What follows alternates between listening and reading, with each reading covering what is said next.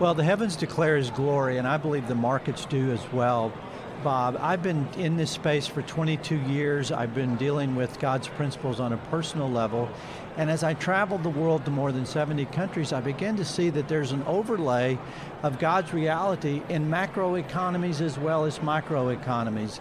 And I wanted to write an apologetic that was not based on science, it was not based on creation, it was not based on the heavens or even the natural laws, but on the financial laws that God's given us. They work and they prove that what He said is true, and the author of those laws is real. And I'm going to give you a practical example. If you just take the 10 Commandments, and you have a culture that ignores even one of them, their economy suffers.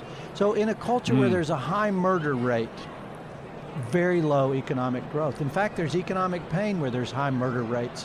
Where there's safety and security, economies are growing. That's one of the principles of the evidence of what God said is true, and it points to only Him as the author of reality. And I think economics point to Him in every possible way. So if you were to, if you got a phone call from somebody in Washington, D.C., or maybe a country somewhere else in the world and said, hey, Chuck, come and show us how we should structure our economy that is consistent with biblical principles. What would be some of the components of that? Well, I wish they would. I wish we would start right here at home. Yeah. Wouldn't that be super? First of all, economies are driven by the moral foundation of a culture. Where the moral foundation of a culture is strong, then the economy is going to grow. For instance, did you know where monogamous marriages are upheld in culture, they have the highest economic growth nationally of any other culture, of any other nation? Where monogamy is not honored, faithfulness in a covenant marriage, economies are slow growing.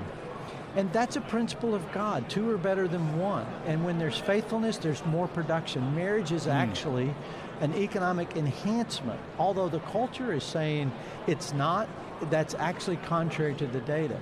Covenant marriage is important in all growing culture, economic societies. Secondly, you have to have a culture that believes in a meritocracy.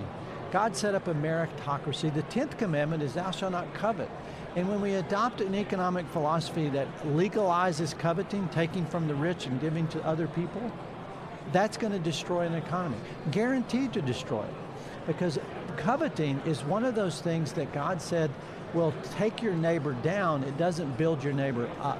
And so those are some of the things. And then what I call the simple economic cycle. We work, God provides. We give, we take care of those in our culture that can't work. We save, so we have margin. We spend wisely, and then we reinvest. That's the economic cycle that helps individuals thrive as well as nations.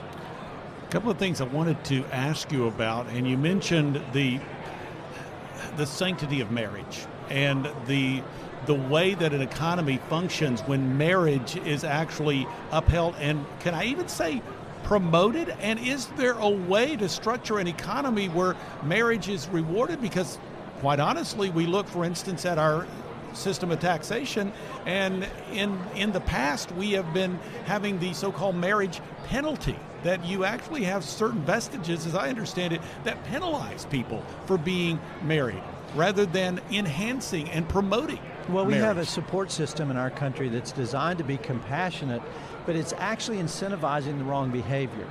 And that is being able to get more support for being unmarried with children. And so the family unit is actually one of the strongest economic units that exist in the world. And all the data supports that. Living together prior to marriage actually hurts your economy. Divorce hurts your economy.